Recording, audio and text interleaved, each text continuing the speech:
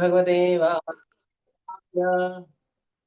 ओम नमो भगवते वासुदेवाय। ओम नमो भगवते वासुदेवाय।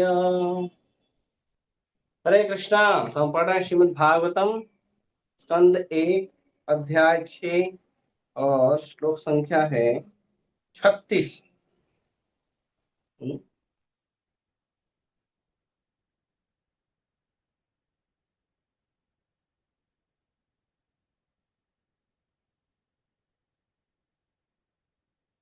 सर्वं ततविदम् आख्यातं यत् पृष्टोऽहं त्वया नघ।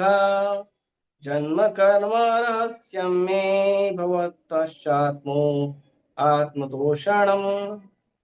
सर्वं तत इदम् आख्यातं यत् पृष्टोऽहं त्वया नघ। जन्म कर्म रहस्यं मे भवतश्चात्मतोषणम्। सर्वततं ततमिदम् आख्यातं प्रत्युष्टोऽहं त्वया नघ। जन्म कर्म रहस्यं मे भवतश्चात्मतोषणम्। पढ़िए। हरे कृष्ण प्रभु। हम्म। सर्वं तदिदमाख्यातं यत्पृष्ठोऽहं त्वया नघ। जन्म कर्म रहस्यं मे भवतश्चात्मतोषणम्। हरे कृष्ण। और कोई?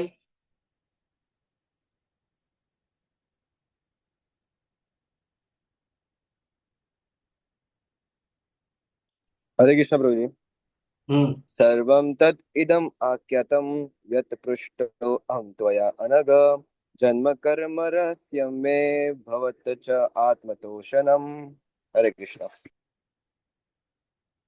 शब्दार्थ अनुवाद और तात्पर्य कृष्ण कृपा मूर्ति अभय चरणारविंद भक्ति वेदांत स्वामी शिल प्रभुपाद की जय। सर्वं समस्त तथा वह इदम यह आख्यातम वर्णित यत जो भी पृष्ठः पूछा गया अहम मैंने त्वया तुम्हारे द्वारा अनघ निष्पाप जन्म जन्म कर्म कार्य रहस्यम रहस्य में मेरे भवतः तुम्हारा च तथा आत्म निजी स्वयं तो शरणम तुष्टि। हे व्यासदेव, तुम समस्त पापों से मुक्त हो। इस तरह जैसा तुमने पूछा उसी के अनुसार मैंने अपने जन्म तथा आत्म साक्षात्कार के लिए किए गए कर्मों की व्याख्या की है। यह तुम्हारे आत्म संतोष के लिए भी लाभप्रद होगा। व्यासदेव की जिज्ञासाओं की तुष्टि के लिए अध्यात्म अवस्था से प्रारंभ करके भक्तिमय कार्य की पद्धति की सम्यक विवेचना की गई है। नारद ने बताया कि किस प्रकार दिव्य संगति के द्वारा भक्ति रूपी बीज बोया गया है और वह किस तरह मुनियों से श्रवण करने पर धीरे धीरे बढ़ता गया। ऐसे श्रवण से सांसारिकता से विरक्ति उत्पन्न होती है। यहाँ तक कि एक छोटे से बालक ने अपनी एकमात्र संरक्षिका माता की मृत्यु के समाचार को ईश्वर का आशीर्वाद मानकर स्वीकार किया और वह तुरंत ही भगवान की खोज में निकल पड़ा। फिर भगवान से साक्षात्कार करने की उसकी प्रबल इच्छा हुई। यद्यपि सांसारिक नेत्रों से भगवान को देख पाना किसी के लिए संभव नहीं है, उन्होंने यह भी बताया कि शुद्ध दिव्य सेवा करके मनुष्य किस प्रकार संचित कर्मों से के फल से छुटकारा पा सकता है और किस प्रकार उन्होंने इस भौतिक शरीर को ही आध्यात्मिक शरीर में परिणत कर किया। केवल आध्यात्मिक शरीर को ही भगवान के आध्यात्मिक परिमंडल में प्रवेश मिलता है और केवल शुद्ध भक्त ही भगवत धाम में प्रवेश पाने का अधिकारी होता है। दिव्य अनुभूति के सारे रहस्यों का अनुभव नारद जी स्वयं करते हैं। अतएव ऐसे प्राधिकारी व्यक्ति से सुनकर ही भक्तिमय जीवन के फलों का कुछ अनुमान लगाया जा सकता है, जिनका सही सही उदाहरण वेद के मूल पाठ में भी मुश्किल से ही मिल पाता है। वेदों तथा उपनिषदों में इन सारी बातों के विषय में अप्रत्यक्ष संकेत हैं। उनमें प्रत्यक्ष रीति से कुछ भी विवेचित नहीं मिलता। अतएव श्रीमद् भागवत समस्त वैदिक रूप साहित्य रूपी वृक्ष का परिपक्व फल है। ओम अज्ञानतिमिरन्धस्य ज्ञानाञ्जनशलाकया चक्षुरुन्मिलितं येन तस्मै श्रीगुरुवे नमः। श्रीचैतन्यमनोभीष्टं स्थापितं येन भूतले स्वयं रूपः कदा मह्यं ददाति स्वपदान्तिकं। वन्देऽहं श्रीगुरो श्रीयुतापदकमलं श्रीगुरून् वैष्णवांश्च श्रीरूपं साग्रजातं सहगण रघुनाथान्वितं तं सजीवम् साद्वैतं सावधूतं परिजनसहितं कृष्ण चैतन्य देवं श्रीराधा कृष्ण पादान् सहगण ललिता श्रीविशाखान्तांश नमो विष्णुपादाय कृष्णपृष्ठाय भूतले श्रीमते भक्तिवेदान्त स्वामिनिति नामिने नमस्ते सारस्वते देवे गौरवाणी प्रचारिणे निर्विशेष शून्यवादी पाश्चात्य देश तारिणे नमो विष्णुपादाय कृष्णपृष्ठाय भूतले श्रीमते भक्ति सिद्धांत सरस्वती नामिने श्रीवासभानवी देवी दयिताय कृपाब्दये कृष्ण संबंध विज्ञान दायिने प्रभवे नमः। माधुर्योज्वल प्रेमाढ्य श्रीरूपानुग भक्तिदा श्री गौर करुणा शक्ति विग्रहाय नमोस्तुते। नमस्ते गौरवाणी श्रीमूर्तये दीनतारिणे रूपानुगा विरुद्धा अपसिद्धांत ध्वांत हारिणे नमो गौर किशोराय साक्षात् वैराग्यमूर्तये विप्रलंब रसाम्बोधे पादाम्बुजाय ते नमः। नमो भक्ति विनोदाय सच्चिदानंद नामिने गौर शक्ति स्वरूपाय रूपानुगवराय ते गौराविर्भाव भूमिस्त्वं निर्दिष्टा सज्जन प्रिय वैष्णव सार्वभौम श्री जगन्नाथाय ते नमः।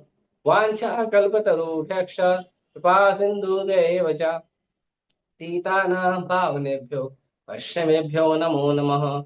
नमो महावदन्याय कृष्णा प्रेम प्रदायते कृष्णाय कृष्ण चैतन्य नाम्ने गौरतुषे नमः। पंचतत्वात्मकं कृष्णं भक्तरूप स्वरूपकं भक्तवतारं भक्ताख्यं नमामि भक्तशक्तिकं।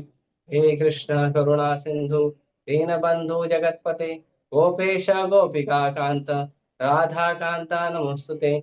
जयतां सुरतरुपंगो मम मंदमतिर्गति मत्सर्वस्य पादाम्भोजो राधा मदन मोहनो दिव्यदन्दारण्यकल्पद्रुमादः श्रीमद्रत्नागार सिंहासनस्थो श्रीमद् राधा शील गोविंद देवो पृष्ठालिवे सेवमानो स्मरामि। श्रीमान् रासरसारम्भे वंशीवट्टट स्थितः कर्षणवेणुसुनैर्गोपी गोपीनाथाय श्रीयस्तु नः। सप्तकाञ्चन गौरांगी राधे वृंदावनेश्वरी वृषभानुसुते देवी प्रणमामि हरिप्रिये। जय श्री कृष्ण चैतन्य प्रभु नित्यानंद श्री अद्वैत गदाधर शिवासादि गौर भक्तवृंद। हरे कृष्णा कृष्णा कृष्णा हरे हरे हरे राम राम राम हरे हरे।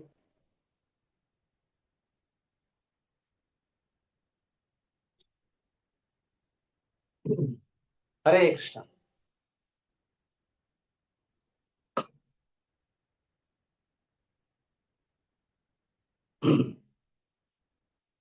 तो अब यहाँ पे समापन हो रहा है। आखिरी श्लोक नारद मुनि द्वारा बताया जा रहा है और नारद मुनि यहाँ पे पूर्णाहुति कर रहे हैं, पूरा कर रहे हैं, अपने प्रवचन को समाप्त कर रहे हैं। और इस प्रवचन की समाप्ति के बाद उसके बाद व्यास देव जी का थोड़ा गुणगान होगा, फिर शौनक आदि ऋषियों का फिर से प्रश्न होगा और फिर नया अध्याय शुरू होगा। इसमें अश्वत्थामा का जो दंड है उसका वर्णन होगा। तो यहाँ पे इसके पहले वाले श्लोक में बताते हैं कि जितने भी हमने प्रयास हैं योग साधना के, यम नियम, जो हठ योग है, अष्टांग योग है, जितने भी साधन हैं, ये सारे जो साधन हैं, ये सारे साधनों से व्यक्ति यदि प्रयास करे तो उसे शांति या कुछ समय के लिए इंद्रिय के भोगों से, इंद्रिय के विषयों से कुछ समय के लिए उसे राहत तो मिल सकती है, कुछ समय के लिए उसे रिलैक्स फील हो सकता है, लेकिन वो परमानेंट सॉल्यूशन नहीं है। अभी आप कुंभ में जाइए तो कुंभ में आपको बहुत सारे लोग ऐसे साधु मिलेंगे जो साधुओं के पास बड़ी बड़ी सिद्धियां हैं। कुछ साधु ऐसे हाथ करेंगे तो आप देखेंगे उनके हाथ से फूल अपने आप उठकर भगवान के चरणों पे चले जाएंगे। कुछ साधु कुछ करेंगे, कुछ साधु पानी पर चलेंगे, कुछ बहुत अलग अलग प्रकार के साधुओं में दिव्य शक्तियां होगी। तो जो योग शक्ति है या जो सिद्धियां हैं, 8 प्रकार की सिद्धियां होती हैं, अणिमा लघिमा महिमा, ऐसे प्राप्ति शिता वशिता, ऐसे बहुत सारी 8 प्रकार की सिद्धियां होती हैं। तो ये जो सिद्धियां हैं, ये सारी सिद्धियां भले किसी व्यक्ति को प्राप्त हो जाएं, या जो व्यक्ति ये अष्टांग नियम का पालन करके अपने सांस को, अपनी हवा को, शरीर के जो प्राण वायु है उसको भी कंट्रोल कर सकता है, लेकिन इसका मतलब नहीं है कि उसको आध्यात्मिक आनंद प्राप्त होगा। इसका मतलब नहीं है कि वो भौतिक कल्मशों से मुक्त हो जाएगा। हाँ, उसे कुछ समय के लिए उससे राहत जरूर मिलेगी, कुछ समय के लिए उसे अच्छा जरूर लगेगा, शांति जरूर मिलेगी, सांसारिक दुखों से शांति जरूर मिलेगी। पर दुखों से शांति मिलना और दुखों से आनंद मिलने में बहुत अंतर है। दुखों से शांति मिलने का मतलब है अब आपको दुख नहीं सता रहा है, लेकिन आप आनंद की ओर बढ़ोगे तो दुख का आपको अनुभव ही नहीं होगा, बिल्कुल अनुभव नहीं होगा। तो ये चीज हमें समझना चाहिए कि जो दुख है, दुख से, दुख और आनंद, इन दोनों के बीच में एक जो शांति का समय होता है वो आनंद नहीं है। ऐसे लोग गलत धारणा बना के रखे हैं। ये तो ये हुआ कि दुख से आनंद की ओर जाना और उसके बीच में शांति को प्राप्त करना। तो दुख से शांति की ओर तक, शांति तक आने का रास्ता जो है वो यम नियम आसन, जो अष्टांग नियम है, उसके माध्यम से भगवान की कृपा से मिल जाता है। लेकिन दुख से, सांसारिक दुख से, भौतिक दुख से आध्यात्मिक आनंद की ओर बढ़ने के लिए और आगे चलना पड़ेगा। परंतु दुर्भाग्य ये है कि जो लोग आध्यात्मवादी हैं, जो लोग आध्यात्मिक विज्ञान में विश्वास रखते हैं, उनमें भी कोई बहुत विरला व्यक्ति ही दुख से शांति और शांति के बाद आनंद की ओर बढ़ता है। सब लोग नहीं बढ़ पाते, क्योंकि शांति से आध्यात्म की ओर या दुख से आध्यात्म की ओर बढ़ने के लिए केवल एक ही मार्ग है, और वो मार्ग है आत्म साक्षात्कार की यात्रा। जब व्यक्ति आत्म साक्षात्कार की यात्रा करता है तो आत्म साक्षात्कार की यात्रा में जब उसे अपने स्वरूप के बारे में पता चलता है, और जब वो अपने स्वरूप में पूरी तरह से अपनी चेतना में स्थित होकर अपने स्वाभाविक अपने स्वाभाविक स्वरूप के अनुसार जब कोई कार्य करता है, तो जाके उसे आनंद की, असली आनंद की प्राप्ति होती है।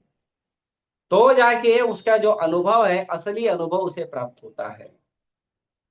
इसीलिए दुख से शांति को प्राप्त करना, यदि कोई आध्यात्मिक जीवन का पालन कर रहा है और यम नियम आसन या अष्टांग योग का पालन कर रहा है, तो उसे शायद शांति मिल जाए, लेकिन आनंद नहीं मिलेगा। आनंद व्यक्ति को तब मिलेगा जब उसे आत्म साक्षात्कार हो जाएगा कि मैं ये शरीर नहीं हूं, मैं आत्मा हूं, मैं भगवान का अंश हूं, मेरा भगवान का शाश्वत संबंध है और मैं भगवान का नित्य सेवक हूं। और मुझे भगवान की नित्य सेवा करनी चाहिए, इस भाव से भगवान की सेवा में जब तक संलग्न नहीं होगा तब तक उसे आनंद नहीं मिलेगा। इसीलिए हम देखते हैं कि प्रभुपाद जी ने जो शुरू किया है ये हरे कृष्ण आंदोलन, ये हरे कृष्ण आंदोलन में हम इस बात को देख सकते हैं कि प्रभुपाद जी ने इस हरे कृष्ण आंदोलन के माध्यम से लोगों को दुख से डायरेक्ट भगवान के भक्ति का आनंद देने का व्यवस्था करके रखा है। भले हम भौतिक और सांसारिक परिस्थितियों में पड़े हों, भले हम तीनों गुणों के तापों को सह रहे हों, लेकिन उसके बीच में भी यदि हम भगवान का मंगल दर्शन करते हैं, यदि हम भगवान का नाम जप करते हैं, यदि हम शास्त्रों का अध्ययन करके भगवान की भक्ति का ज्ञान लेते हैं, यदि हम भक्तों के साथ भगवान की भक्तिमय क्रियाओं को करते हैं, तो भौतिक संसार में रहते हुए, भौतिक संसार के तापों को सहते हुए, उसके बावजूद हमें भगवान की भक्ति का आनंद हमें अनुभव होता है। तो वो भगवान की भक्ति का आनंद जो है वो हमें तब अनुभव होगा जब हम भगवान की भक्ति करेंगे। जब तक हम भगवान की भक्ति पूरी पूर्ण रूप से शरणागत होकर पूरे श्रद्धा भाव से भगवान की भक्तिमय सेवा को नहीं करेंगे, तब तक हमें आध्यात्मिक आनंद का अनुभव नहीं होगा। इसीलिए हम देखते हैं कि जब कोई भक्त आता है तो शुरू शुरू में जब वो हरिनाम जप करता है, शुरू शुरू में जब वो ग्रंथों का अध्ययन करता है, शुरू शुरू में जब वो प्रसाद पाता है, शुरू शुरू में जब उसका भक्तों से संबंध होता है, शुरू शुरू में जब भगवान का मधुर मंगल दर्शन करता है, तो उसे बहुत आनंद आता है, बहुत खुशी होती है। लेकिन कुछ समय के बाद, यही कार्य कुछ समय के बाद करते करते करते करते फिर वो बोलता है अब वो टेस्ट नहीं आ रहा। क्यों? क्योंकि जब वो शुरू में आया था तो पूरी श्रद्धा रख के उसने ये काम किया था। उसने पूरी श्रद्धा रखी थी कि जीवन में एकमात्र हमारे लिए आनंद का उपाय, जीवन में एकमात्र भक्ति का, आध्यात्मिक जीवन का उपाय जो है यही है। यही हरि नाम जप करना, यही ग्रंथों को पढ़ना, यही भक्तों के साथ संबंध रखना, यही सुंदर भगवान का दिव्य मंगल मधुर दर्शन करना, यही उसका आधार है। ये उसने शुरू शुरू में श्रद्धा रख के, समर्पण रख के किया था। बाद में हम अपनी श्रद्धा कम कर देते हैं और भौतिक चीजों में फिर वापस ध्यान देने लग जाते हैं। वरना भगवान की भक्ति में ऐसा बिल्कुल नहीं होता है कि कोई व्यक्ति श्रद्धा रखकर भगवान की भक्ति करे और उसे भक्ति का आनंद ना मिले। तो इसीलिए यह बहुत ही महत्वपूर्ण है कि जब हम भगवान की भक्ति कर रहे हैं तो पूर्ण शरणागत होकर करें। और उसके बाद आज के श्लोक में कहते हैं, हे व्यासदेव, तुम समस्त पापों से मुक्त हो। अब यहाँ पे अनघ शब्द यूज किया गया है। अनघ शब्द का मतलब होता है अघ मतलब पाप, तो अनघ मतलब निष्पाप। भगवान भगवत गीता में भी अर्जुन को कहते हैं अनघ। हाँ, भगवान अर्जुन को कहते हैं, अर्जुन तुम तो निष्पाप हो, क्यों चिंता करते हो। तो यहाँ पे नारद मुनि जो है वो भी व्यास देव जी को कहते हैं अनघ, कि आप तो निष्पाप हो, आप पापी नहीं हो। आप, भगवान का भक्ति करने के लिए जरूरी है कि हमारे पाप कम हो जाए या खत्म हो जाए। तो जब तक हमारे पाप खत्म नहीं होंगे, पुण्यों का उदय नहीं होगा, तब तक हमारा भक्ति में रुचि लगना थोड़ा मुश्किल है। इसके लिए भगवान भी भगवद गीता में कहते हैं कि जिस व्यक्ति के पाप समाप्त हो गए हैं और जिसके पुण्य उदय हो रहे हैं, ऐसे लोग जो हैं भगवान की भक्ति को स्वीकार करते हैं। हम्म। तो यहाँ पे कह रहे हैं कि व्यास देव जी, आपने जैसा बताया, जैसा पूछा था, जो जो आपकी इंक्वायरी थी, वो सारी इंक्वायरी का मैं आपको उत्तर दे चुका हूं। अच्छा, आपकी इंक्वायरी की क्या थी? तो कहते हैं जन्म कर्म रहस्यम में आपकी इंक्वायरी थी मेरे जन्म मेरे कर्म के रहस्य के बारे में। अब रहस्य क्या है? सब लोग जन्म लेते हैं, मनुष्य है, पशु हैं, सब जन्म लेते हैं। तो सब जन्म लेते हैं और भक्त ने जन्म लिया है, भगवान ने जन्म लिया है, तो क्या महत्वपूर्ण है? तो कहते हैं रहस्यम। क्योंकि भगवान का और भगवान के भक्तों का जो जन्म है वो रहस्य होता है, वो साधारण नहीं होता है, साधारण नहीं होता है। भगवान का और भगवान के भक्तों का जो जन्म होता है, कर्म होता है, वो दिव्य होता है, वो साधारण नहीं होता है। भगवान के और भगवान के भक्तों के जन्म को और उनके कर्म को, उनके क्रियाकलाप को कभी भी जज नहीं करना चाहिए, कभी जज नहीं करना चाहिए। इसीलिए वैष्णव सिद्धांत के अनुसार कहा जाता है, वैष्णवेरा क्रिया मुद्रा भीगे न बुझाए, कि आप यदि प्रयास कर भी लोगे एक भक्त के क्रियाओं को, मुद्राओं को समझने के लिए, तो भी आपको समझ में नहीं आएगा। क्योंकि वैष्णव जो कार्य करता है वो आध्यात्मिक विचार, आध्यात्मिक चेतना के लिए के अनुसार करता है, और हमारी दृष्टि भौतिक विचार, भौतिक चेतना है। तो जो आध्यात्मिक विचार, आध्यात्मिक चेतना के अनुसार किया गया कार्य है, और भौतिक विचार, भौतिक चेतना के अनुसार किया गया कार्य है, उसमें बहुत अंतर होता है। कार्य वही है लेकिन उसमें अंतर होता है, वही कार्य नहीं होता है। साधारण रूप से हम समझने का प्रयास करेंगे कि जो छोटा सा विद्यार्थी होता है, जो तीसरी क्लास, चौथी क्लास में पढ़ाई कर रहा है, वो तीसरी क्लास, चौथी क्लास में पढ़ाई करने वाला बालक भी गणित के प्रश्नों का उत्तर देता है, गणित के प्रश्नों को हल करता है। और जो व्यक्ति पीएचडी कर रहा है मैथमेटिक्स में, वो भी गणित के प्रश्नों को हल करता है। यहाँ पे ये भी धन है, भाग है, गुणा है, घटाना है, यहाँ पे ये भी करता है। और वो जो पीएचडी वाला है वो भी यही करता है। दोनों में, लेकिन दोनों के गणित के प्रश्नों में अंतर होते हैं, दोनों के गणित के प्रश्न अलग अलग होते हैं। जो छोटा सा बालक है वो अभी गणित सीख रहा है, जो बड़ा बालक है वो गणित में परिपक्व हो चुका है। तो दोनों में अंतर है। वैसे ही अभी ये तो दोनों भौतिक धरातल पे है, लेकिन फिर भी अंतर हमें दिखाई देता है। तो फिर उस बात का कहना क्या कि जो आध्यात्मिक है और भौतिक है, एक कार्य है जिससे संसार में आपको केवल दुख मिलेगा, एक कार्य है जिससे संसार में आपको कभी संतोष नहीं मिलेगा, एक कार्य है जिसके कारण आप संसार में सदैव चिंताग्रस्त रहोगे। कितना भी प्रयास करोगे, कितना भी आशा, विश्वास, भरोसे के साथ आप कार्य करोगे, उसका जो फल होगा वो फल आपको केवल दुख देगा। और दूसरा है, इसमें आपको आध्यात्मिक आनंद प्राप्त होता है, जिसमें आपको आध्यात्मिक जीवन प्राप्त होता है, जिसमें आपको चिंताओं से मुक्ति मिल जाती है, जिसमें व्यक्ति गदगद भाव से भगवान की भक्ति करता है। तो ये दोनों अलग अलग है, ये दोनों एक नहीं है।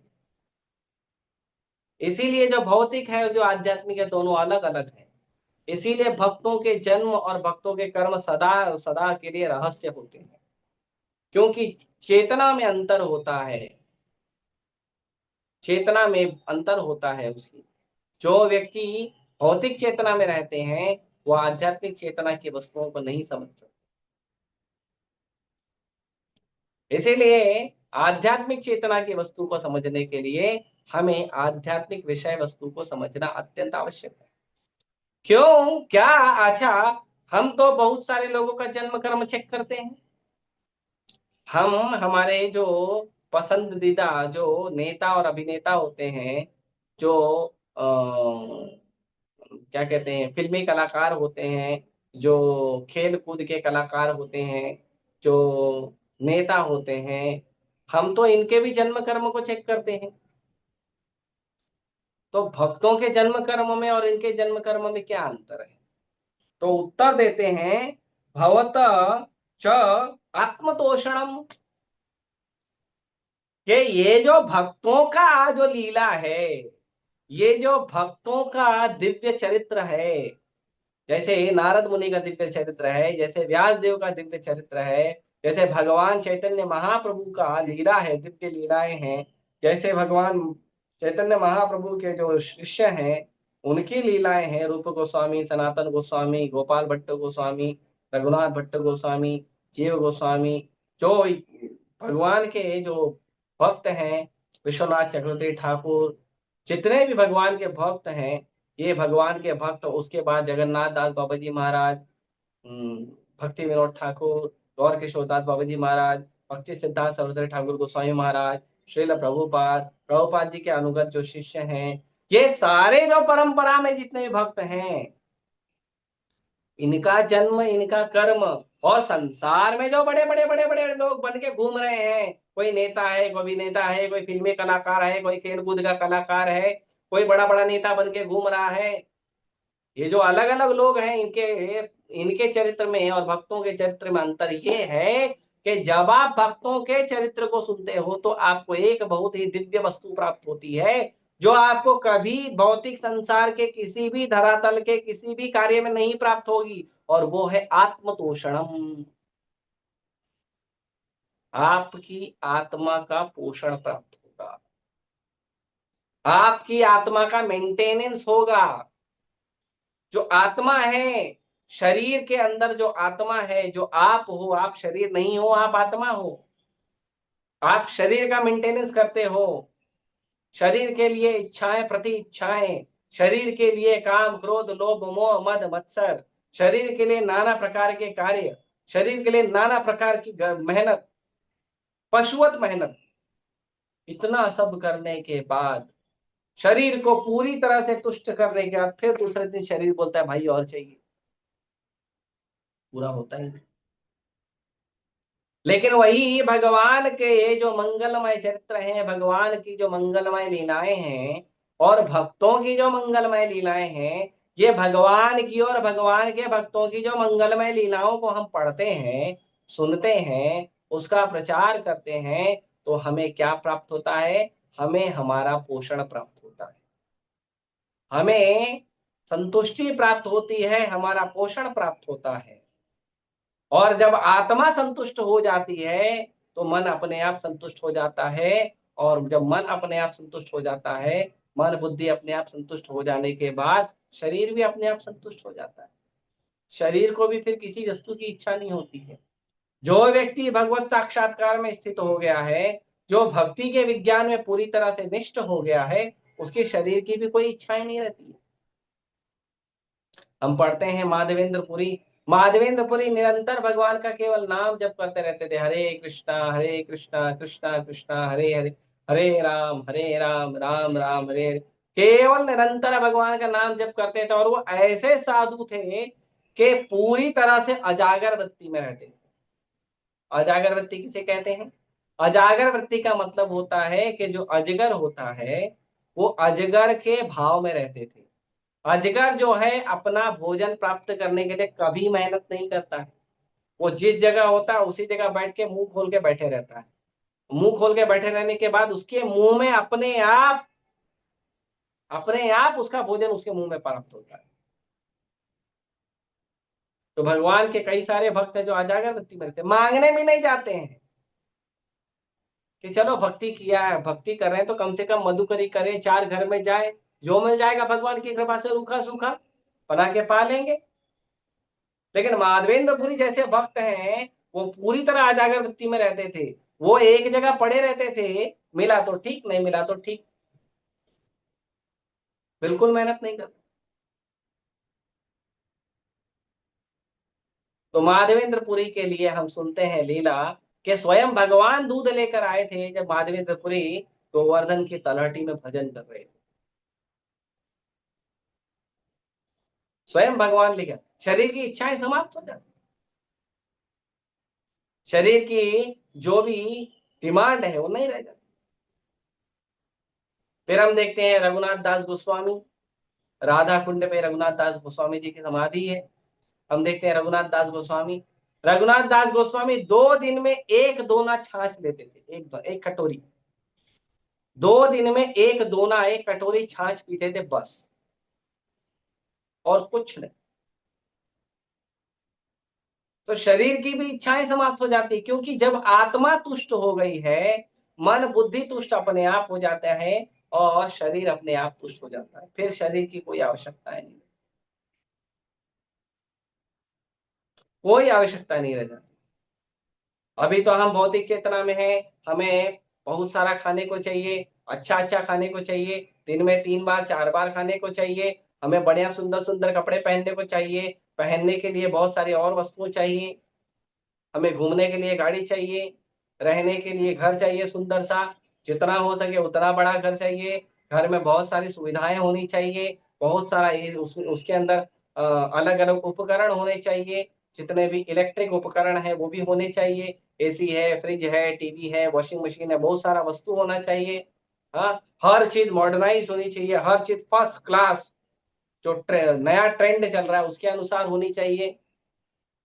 अभी तो हमारी बहुत सारी इच्छाएं हैं, लेकिन जो वक्त हो जाता है, बस खाने के लिए थोड़ा सा प्रसाद मिल जाए, पहनने के लिए कपड़े मिल जाए, भगवान का हरिनाम करो और जीवन में संतुष्ट।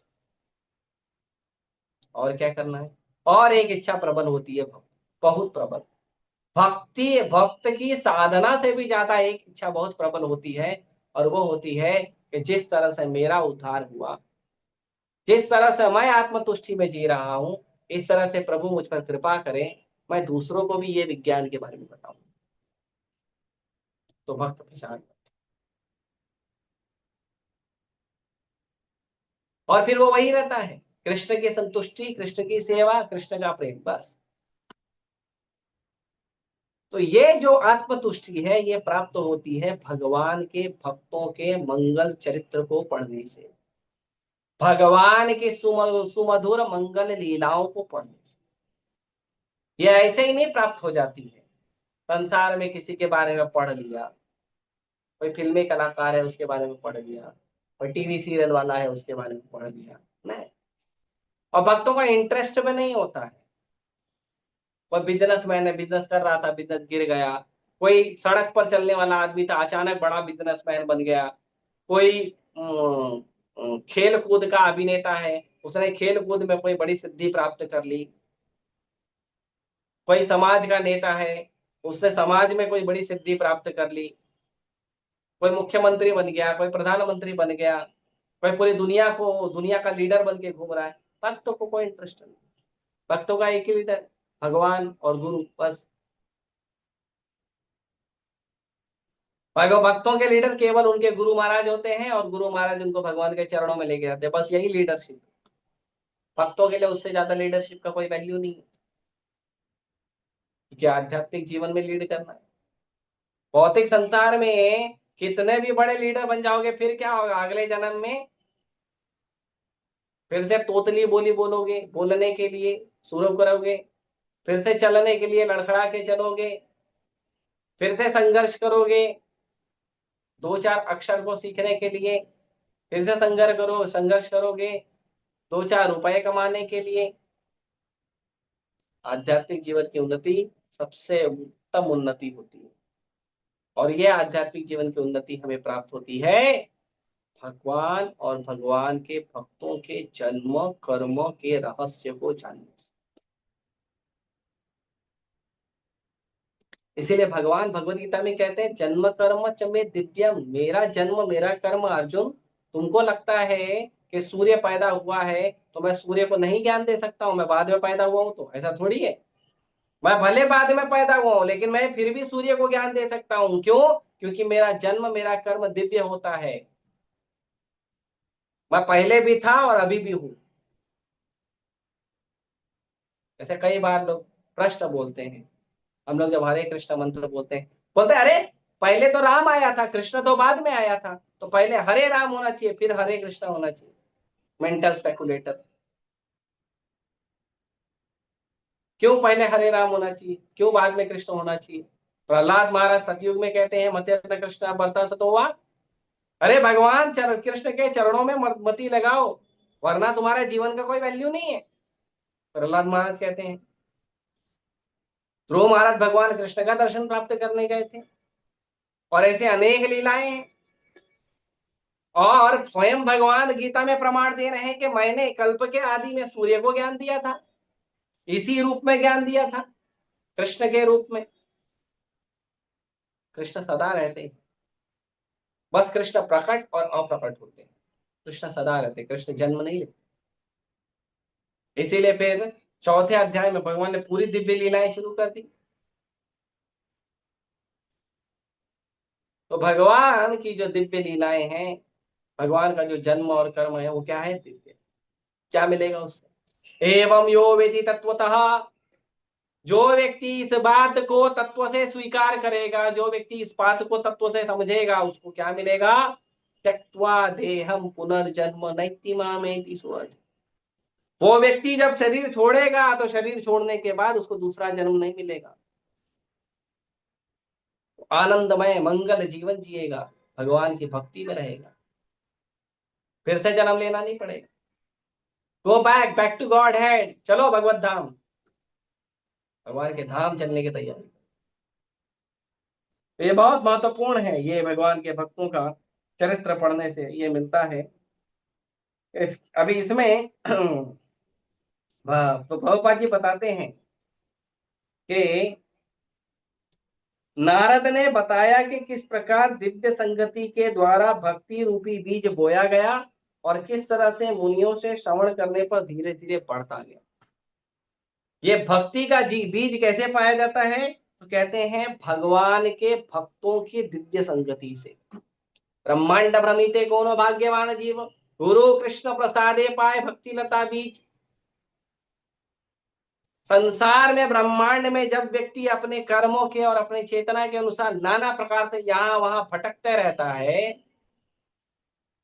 कभी उसको भाग्य से, कभी उसको दिव्य भाग्य से कोई वैष्णव का दर्शन हो जाता है, कोई वैष्णव का संग प्राप्त हो जाता है, कोई वैष्णव का मार्गदर्शन, उनका आश्वासन, उनका प्रवचन प्राप्त हो जाता है, वहां पे उसको भक्ति का बीज मिल जाता है। फिर वो भक्ति के बीज को बोया जाता है, आध्यात्मिक गुरु के साथ संबंध प्राप्त होता है, और फिर वो भक्ति का बीज बढ़ता है। कैसे बढ़ता है? श्रवणादि शुद्ध चित्त कर होता है। श्रवण और कीर्तन से ये जो बीज है ये धीरे धीरे आगे बढ़ता है। इसीलिए भगवान के भक्तों की संगति प्राप्त होना बहुत दुर्लभ है। हमें जो भगवान हमें जो भगवान के भक्तों की संगति प्राप्त हुई है, ये भगवान के भक्तों की जो संगति हमें मिल रही है, ये भले भक्त कैसा भी हो, भले भक्त अच्छा हो बुरा हो, भले भक्त उत्तम, हमारी दृष्टि के अनुसार भक्त तो सर्वदा उत्तम होते हैं, लेकिन हमारी दृष्टि में, हमारे परिप्रेक्ष्य में भक्तों का जो आचरण है अच्छा नहीं है, भक्तों का व्यवहार अच्छा नहीं है, खाना पीना उठना बैठना सोना, हालांकि भक्तों का सब कुछ फर्स्ट क्लास होता है, लेकिन फिर भी अगर हमारी दृष्टि या हमारा लालन पालन अलग प्रकार से हुआ है, दूसरे भक्त का लालन पालन अलग प्रकार से हुआ है, तो हमारी दृष्टि में हम कभी कभी अलग अलग देखते हैं। वो हमारी दृष्टि का दोष है, भक्तों में दोष नहीं। और उसी भक्त की संगति से, उसी भक्त की कृपा से, उसी भक्त के प्रभाव से, दिव्य संगति से हमें भक्ति मिलेगी, भक्ति का बीज मिलेगा, भक्ति का बीज बोया जाएगा, और भक्तों के साथ श्रवण कीर्तन करते रहने से वो बीज धीरे धीरे बड़ा होगा। ये नारद मुनि ने अपने जीवन लीला से बताया। और प्रभुपाद जी कहते हैं कि ऐसे श्रवण कीर्तन से क्या प्राप्त होता है? लोग पूछते हैं ना, भगवान का लेक्चर सुनते हो क्या सीखा तुमने, क्या प्राप्त हुआ? ये भक्तों के बारे में सुनते हो क्या मिलता क्या है?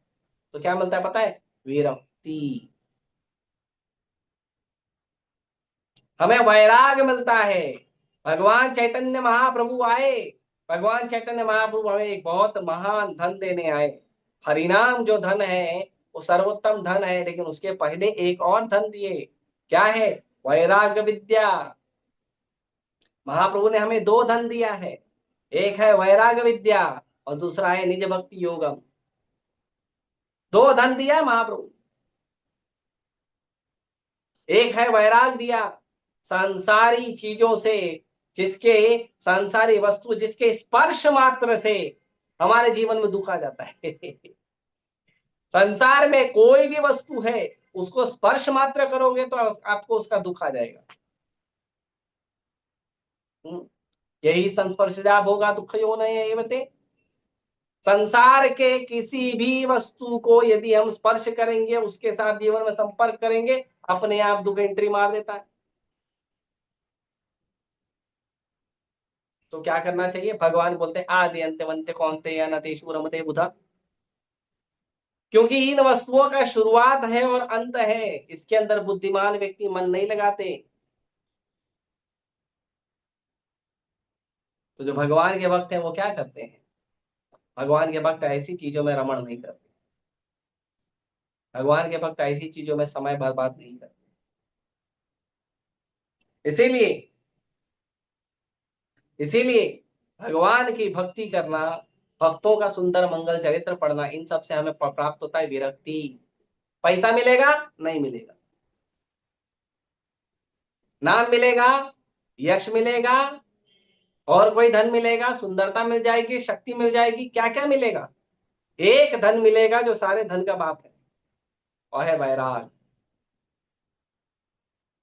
तो भगवान की भक्ति करना, भक्तों की संगति करने में ये सबसे बड़ा धन, सांसारिक दृष्टि से भी सबसे बड़ा धन है वैराग प्राप्त करना।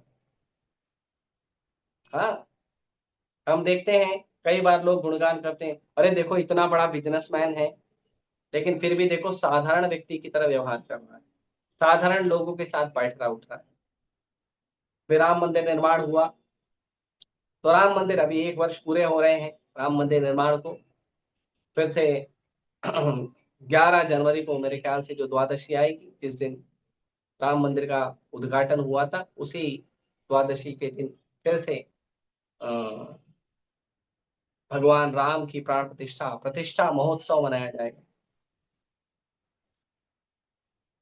तो राम मंदिर का निर्माण हुआ, राम मंदिर के निर्माण में जब भगवान की प्रतिष्ठा हो गई, मतलब भगवान की प्रतिष्ठा के बाद नरेंद्र मोदी गए, जो वर्कर लोग हैं जो कर्मचारी हैं जिन्होंने मंदिर को बनाने में सहयोग किया था, उनसे गए मिलने, उनके साथ जमीन पर बैठकर, सीढ़ियों पर बैठकर उनके साथ फोटो खिंचाया। कई बार देखते हैं वो वर्कर लोगों के साथ बैठ के प्रसाद ले रहे हैं। तो हम कितना गुणगान करते हैं, इतना बड़ा आदमी है, लेकिन साधारण वर्कर की तरह साधारण साधारण वर्कर लोगों के साथ, कर्मचारियों के साथ बैठकर जो है वार्तालाप कर रहा है, संबंध बना रहा है। ये क्या है? वैराग है। इतना बड़ा प्रधानमंत्री है, पूरे देश का राजा है, और पूरे देश का राजा एक साधारण कर्मचारी के साथ बैठकर संबंध बना रहा है, बात कर रहा है। ये साधारण बात नहीं है, ये वैराग है। अरे देश का राजा राजा की तरह रहे, देश का राजा राजा की तरह रहेगा तो उसमें कोई आश्चर्य नहीं है।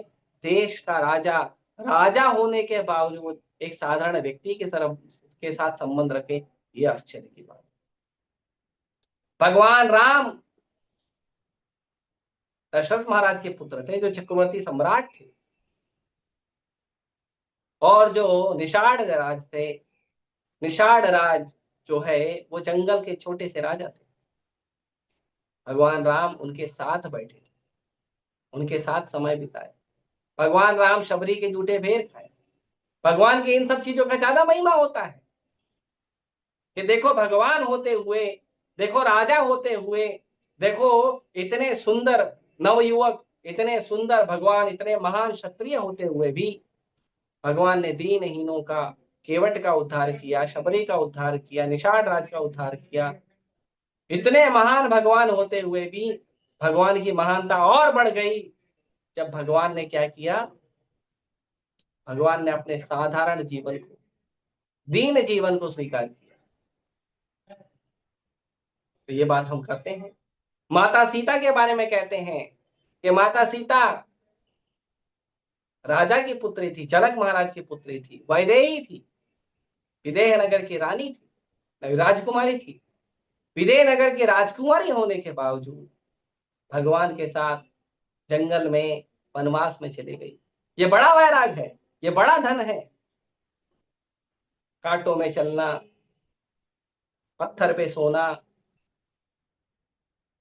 ये बड़ा वैराग है। अपने हाथ से लकड़ी लेकर आना, चूल्हा जलाना, रोटी बनाना, बड़ा वैराग सीता मैया ने किया। उसके बाद भी जब भगवान वनवास से आ गए, राज्याभिषेक हो गया, किसी कारणवश फिर से माता सीता को जाना पड़ा वाल्मीकि आश्रम में, माता सीता ने स्वीकार किया। ये बड़ा धन है, बड़ा वैराग है कि सारा संसार की धन संपत्ति होते हुए भी हमने क्या किया है? सादा जीवन स्वीकार किया। उच्च विचार, जीवन सादा हो विचार उच्च। और ये जो आजकल के लोग घूमते हैं, संसार के लोग, सांसारिक भोग विलास के लोग, इनका जीवन कैसा है? इनका है ऊंचा जीवन तुच्छ विचार। भक्तों का होता है सादा जीवन उच्च विचार, और जो सांसारी लोग होते हैं उनका होता है ऊंचा जीवन तुच्छ विचार। जीवन बहुत ऊंचा है और विचार एकदम घटिया। मुंह खोलेगा तो ऐसा मन करेगा तो थप्पड़ मारो, इतना का बेकार शब्द का उपयोग करते हो। क्यों? भगवत कथा में मन नहीं लगता, भक्तों के साथ संबंध नहीं, भगवान का नाम नहीं जप करते, इसके लिए ऐसा है। तो वैराग जो है बहुत बड़ा धन है। ये विरक्ति, संसारी से विरक्ति है। और कैसी विरक्ति है? तो प्रभुपाद जी यहाँ पे बड़ा ही सुंदर उनकी नारद मुनि की लीलाओं का बड़ा ही सुंदर वर्णन करते हैं कि ये कैसा विरक्ति है। तो कहते हैं कि एक छोटे से बालक को एक छोटे से बालक का एकमात्र सिक्योरिटी होती है उसकी माँ, और कोई नहीं। और उसको एक ही माँ ही थी और कोई नहीं था उसका सिक्योरिटी। न पिता थे, न भाई, न बहन, न चाचा, मामा, नाना, काका, दादा, कोई नहीं। समाज में भी कोई देखने वाला नहीं, बस एक माँ थी और कोई था ही। और वो एक माँ भी छूट गई। भक्ति शुरू करते ही हरि बोल हो गया मम्मी, भक्ति शुरू करते ही माँ का देहांत हो गया। नारद मुनि ने इस वैराग धन को स्वीकार किया। नारद मुनि भगवान को धन्यवाद किए, प्रभु मेरी एक ही तो आसक्ति थी, वो भी आपने छुड़ा दिया, अब केवल आप और मैं, और कोई नहीं, और कोई नहीं, बस आप और मैं, आप भगवान, मैं आपका भक्त, यही जीवन। तो नारद मुनि की एकमात्र जो उनकी माँ है, संरक्षिका है, माँ है, वो भी भगवान ने ले ली। लेकिन नारद मुनि विचलित नहीं हुए। क्या वैराग है? तो सोचिए नारद मुनि, आज के संसार में हम देखते हैं सबसे बड़ा, बालकों के लिए सबसे बड़ा जो आसक्ति है वो होते हैं उनके माँ और पिता। माँ पिता नहीं रहते, लोग बड़ा दया दिखाते हैं, अरे बिन माँ का बच्चा है, अरे बिन पिता का बच्चा है, बड़ा दया दिखाते हैं। क्यों? क्योंकि ये सबसे ज्यादा दयनीय स्थिति है कि किसी की माँ न हो या किसी का पिता न हो। नारद मुनि, त्वमेव माता च पिता त्वमेव, त्वमेव बंधु च सखा त्वमेव, त्वमेव विद्या द्रविणम त्वमेव, त्वमेव सर्वम मम देव देव। हे प्रभु, सब आप हो और कोई नहीं है। यह आध्यात्मिक जीवन का परिप्रेक्ष्य है कि भगवान ही सब कुछ है हमारे, और कोई नहीं। तो ये नारद मुनि को, नारद मुनि के बारे में बता रहे हैं प्रभुपाद जी। और फिर भगवान से भक्ति करने की, भगवान को प्राप्त करने की उनकी इच्छा प्राप्त हुई। और प्रभुपाद यहाँ बताते हैं कि सांसारिक नेत्रों से भगवान को देख पाना किसी के लिए भी संभव नहीं है। शुद्ध दिव्य सेवा करके मनुष्य संचित कर्मों से छुटकारा पा सकता है और इस भौतिक शरीर को ही आध्यात्मिक शरीर बना सकता है। तीन बातें बता रहे हैं। पहली बात बता रहे हैं कि ये जो साधारण आंखें हैं, चर्म चक्षु, इससे भगवान का दर्शन नहीं होता। उसके बाद बता रहे हैं कि यदि कोई व्यक्ति दिव्य सेवा करे तो ये जो भौतिक संसार का बंधन है उससे छूट जाएगा। और तीसरा बता रहे हैं कि ये जो भौतिक जीवन है इसी को आप आध्यात्मिक जीवन में बदल सकते हैं। तो ये तीनों की कड़ी जुड़ी हुई है। पहला, भगवान का दर्शन जो है वो सांसारिक जो ये नेत्र है इससे नहीं होगा, तो क्या करना पड़ेगा? तो कहते हैं वो इसीलिए नहीं होगा क्योंकि कर्मानुसार हमें चर्म चक्षु प्रदान हुआ है। कर्मानुसार हमें भौतिक वस्तुओं का दर्शन करने के लिए दृष्टि प्राप्त हुई है। हमें कर्मों को खत्म करना पड़ेगा। तो कर्म कैसे खत्म होंगे? भगवान की दिव्य सेवा करके। तो भगवान की दिव्य सेवा करेंगे तो कर्म समाप्त हो जाएंगे, तो फिर क्या मिलेगा? आध्यात्मिक जीवन मिलेगा। तो ये आध्यात्मिक जीवन को प्राप्त करके हम भगवान को दर्शन कर सकते हैं, संग प्राप्त कर सकते हैं, सेवा कर सकते हैं, भगवान के धाम में प्रवेश कर सकते हैं। यहाँ तो एक ग्रह से दूसरे ग्रह पे जाने के लिए अरबों खरबों रुपए फूंक देते हैं, फिर भी कोई रिजल्ट नहीं आता। और यहाँ भगवान का भक्ति करिए, आनंदमय भक्ति करिए, और भगवान के धाम में जाइए, भगवान से बात करिए। हम्म।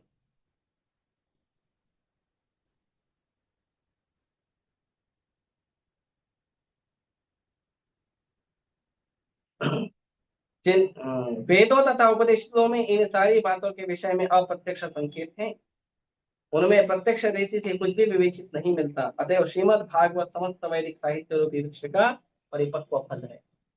तो कोई कहेगा कि आप जो ये बात बता रहे हो कि भक्तों का लीला सुनो, भगवान का लीला सुनो, वेदों को पढ़ के भी तो हम कर सकते हैं ना।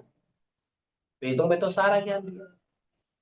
जो भगवान का आप स्पिरिचुअल साइंस बता रहे हो वो तो वेदों में भी दिया है। यस, वेदों में भी दिया है, उपनिषदों में भी दिया है, लेकिन उसमें डायरेक्ट कुछ भी नहीं बताया है, सब इनडायरेक्ट बताया है। इसीलिए कहते हैं वेदों को समझने के लिए किसी भी व्यक्ति को ब्राह्मण होना चाहिए। ब्राह्मण मतलब ब्रह्म जानाति इति ब्राह्मण। मतलब कि जब तक व्यक्ति भगवान श्री कृष्ण को परम भगवान के रूप में स्वीकार करके भगवान की दिव्य भक्तिमयी सेवा नहीं करता है, तब तक वो वेद पढ़ के भी उसका गलत अर्थ निकालेगा। इसीलिए कहा गया है कि वेदों को केवल ब्राह्मणों को पढ़ना चाहिए, वैष्णवों को पढ़ना चाहिए, और किसी को नहीं पढ़ना चाहिए। क्यों? मना है क्या? ना, मना नहीं है, लेकिन पढ़ के आप समझ नहीं पाओगे। आप पढ़ के समझ नहीं पाओगे। पढ़ के समझने के लिए आपको वैसा स्तर होना चाहिए, ऊंचा स्तर होना चाहिए। इसीलिए वेदों में, उपनिषदों में भगवान की भक्ति दी गई है। भगवान ही एकमात्र स्रोत है, भगवान ही एकमात्र स्वामी है, भगवान की ही भक्ति करनी चाहिए, ये सब बताया गया है वेदों में। लेकिन ये केवल उन लोगों को दिखता है जो भगवान की भक्तिमय सेवा करते, सबको नहीं दिखता, संसार के लोगों को नहीं दिखता। इसीलिए कहते हैं ब्राह्मणों को पढ़ना चाहिए, और ब्राह्मणों में क्षत्रिय और ब्राह्मण ये दो प्रमुख है। वैश्यों को, शूद्रों को, स्त्रियों को नहीं पढ़ना चाहिए। नहीं, ये तो हमारे साथ अन्याय हो रहा है। अरे भैया, अन्याय, बुक उठाओ पढ़ो, क्या समझ में आया बताओ। नहीं समझ में आता। अरे सांसारिक ज्ञान नहीं समझ में आता है, math, science, history, civics, geography भी टीचर के बिना मार्गदर्शन के समझ में नहीं आता है, बिना उस चेतना को बनाए समझ में नहीं आता है। तो फिर भगवान का ज्ञान, वेदों का ज्ञान कैसे समझ में आए? तो इनके बारे में वर्णन किया गया है, लेकिन डायरेक्ट नहीं किया गया है भगवान की भक्ति के बारे में। तो फिर डायरेक्ट कैसे पता चलेगा? डायरेक्ट पता चलेगा भगवान की दिव्य प्रेममय भक्ति, भगवान की जो दिव्य लीलाएं हैं उसको पढ़ने से डायरेक्ट पता चलेगा। भगवान के भक्तों की दिव्य लीलाएं पढ़ने से वो चीजें डायरेक्ट मिलेगी जो वेदों में इनडायरेक्ट दी गई है। इसीलिए भगवान अर्जुन को क्लियरली बोलते हैं, अर्जुन तुम ये सब वेदों की बात मत करो, वेदों के ऊपर उठो, तुमको वेदों के ऊपर का ज्ञान देता हूँ। त्रैगुण्य विषया वेदा निस्त्रैगुण्य भव अर्जुन। ये वेद जो है तीनों गुणों को खेल करते हैं, इन तीनों गुणों के ऊपर उठो, मैं तुमको दिव्य ज्ञान देने जा रहा हूँ। ये संसार के तीनों गुणों के ज्ञान, भौतिक ज्ञान में मत पढ़ो, आगे बढ़ो। तो भगवान यहाँ पे ये बताते। तो इसीलिए भगवान की लीलाएं पढ़ना, मुख्य रूप से श्रीमद् भागवतम पढ़ना, इसमें भगवान की बहुत सारी लीलाओं का वर्णन किया है। सृजन लीला है, भगवान की अलग अलग लीलाएं हैं, अनंत अवतारों की लीलाएं हैं, कृष्ण की लीलाएं हैं। ये सारी लीलाओं को आप पढ़िए, उसको पढ़कर आप थोड़ा थोड़ा इसे समझ पाएंगे। और गुरु के मार्गदर्शन में, वैष्णव के मार्गदर्शन में, भक्तों के संग में अगर अध्ययन करेंगे तो ज्यादा अच्छे से समझ पाएंगे। कोई प्रश्न हो तो कभी कभी पूछना चाहिए भक्तों से। आप कोई पढ़ाई लिखाई कर रहे हो, कुछ ग्रंथ पढ़ रहे हो, गीता पढ़ रहे हो, भागवत पढ़ रहे हो, नहीं समझ में आया तो भक्तों को पूछना चाहिए। प्रभु जी मैं पूछूंगा तो वो वही बताएगा ना। यस, तुम जो पूछोगे उसका उत्तर वो वही बताएगा जो तुम्हें पता है, लेकिन वो एक उत्तर नहीं बताएगा, तुम्हें एक के साथ और भी ज्यादा उत्तर बता सकता है, और भी उसके अलग अलग कहाँ कहाँ एंगल कनेक्ट हो रहे हैं वो बता सकता है। तो पढ़ने के बाद भक्तों से बात करना चाहिए, जो भी हमारे मार्गदर्शक हैं उनसे रेगुलर बात करना चाहिए। 2 दिन में, 5 दिन में, हफ्ते में बात करना चाहिए। प्रभु जी मैं ये पढ़ रहा हूँ या ये समझा मैंने, इसका और क्या मतलब है हमें समझाइए, इसमें मार्गदर्शन दीजिए और उदाहरण बताइए। ये बातचीत करना चाहिए, उससे संबंध अच्छे होते हैं, ज्यादा गहरा समझ में आता है। तो ये सारा प्रयास हमें करते रहना चाहिए। इसीलिए भगवान की लीलाएं पढ़िए, भगवान के भक्तों की लीलाएं पढ़िए, उससे आपको डायरेक्ट भक्ति का कनेक्शन मालूम पड़ेगा। भक्ति के विज्ञान में आपको डायरेक्ट समझ में आएगा। तो इसके लिए हम प्रयास कर सकते हैं। मैं यहीं रोकता हूँ। किसी भक्त का कोई प्रश्न है, विचार है तो पूछ सकते हैं। हरे कृष्ण।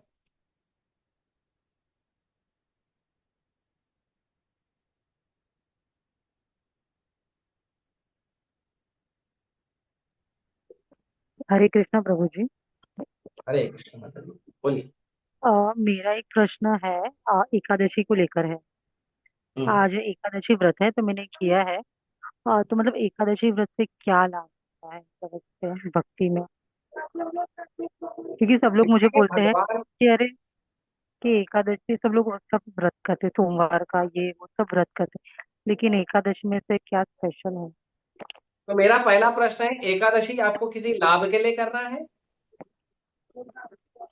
लाभ के लिए नहीं, लेकिन मेरी मम्मी मुझे बोलती है कि एकादशी व्रत तो करना है। अगर मैं कभी कभी एकादशी नहीं करती तो मेरी मम्मी चिल्लाती है, कोई व्रत मत कर लेकिन एकादशी तो कर।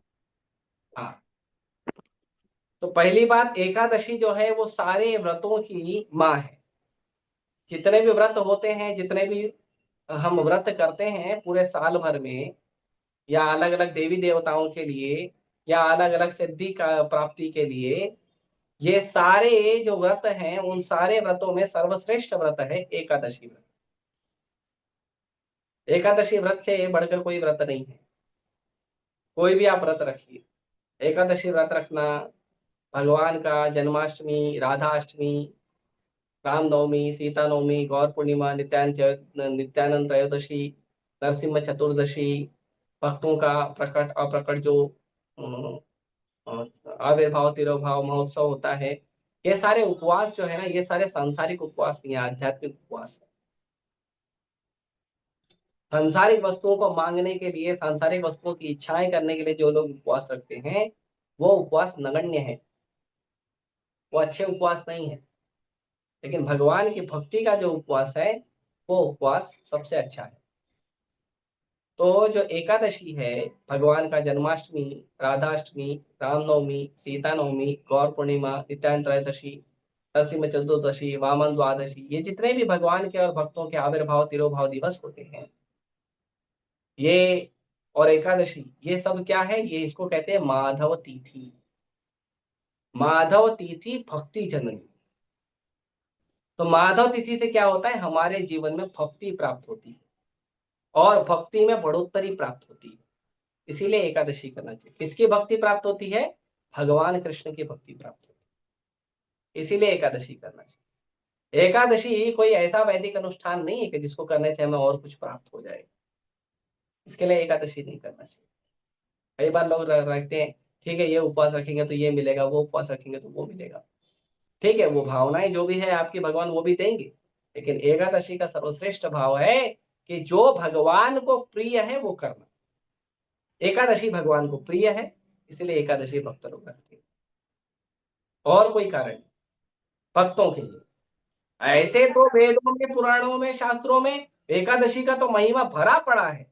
एकादशी महात्म्य आता है, हर एकादशी का अलग अलग महिमा आता है। भगवान ने युधिष्ठिर से बात किया, भगवान ने भीम से बात किया, भीम ने पूछा, अर्जुन ने पूछा, युधिष्ठिर ने पूछा, और बहुत महिमा है। एक एक एकादशी का व्रत करने से हमें लगभग 10,000 अश्वमेध राजसूय यज्ञ का कृपा प्राप्त होता है। तो ऐसे तो बहुत अनंत महिमा है। सर्वोत्तम महिमा है कि भगवान की भक्ति प्राप्त होती है और भक्ति में वृद्धि प्राप्त होती है। ये उसका सर्वोत्तम भाव है एकादशी। इसीलिए भक्तों को इसीलिए एकादशी रखना चाहिए, क्योंकि एकादशी जो है, एकादशी व्रत कृष्ण को प्रिय है। ठीक है, और हम इस्कॉन के लोग इसलिए फॉलो करते हैं क्योंकि प्रभुपाद जी ने हमें आदेश दिया है कि एकादशी कृष्ण को प्रिय है और सभी भक्तों को एकादशी करना चाहिए। ठीक है, दूसरा प्रश्न है। हरे कृष्णा प्रभु जी, दंडवत प्रणाम। भगवान श्री कृष्ण ब्रह्मा जी के कौन से कल्प के कौन से चतुर्युग में आते हैं? अच्छा, तो भगवान श्री कृष्ण जो हैं ब्रह्मा जी के कल्प में तो हर कल्प में आते हैं। कल्प का मतलब होता है एक दिन। तो भगवान कृष्ण जो है ब्रह्मा जी के हर कल्प में एक बार आते हैं। लेकिन ब्रह्मा जी के एक दिन में या एक कल्प में भगवान 7वें मनवंतर के 28वें चतुर्युग के द्वापर युग में आते हैं। भगवान ब्रह्मा जी के एक दिन के 7वें मनवंतर के 28वें चतुर्युग के द्वापर युग में, द्वापर युग के अंत में भगवान प्रकट होते हैं। ठीक है, और किसी का कोई प्रश्न?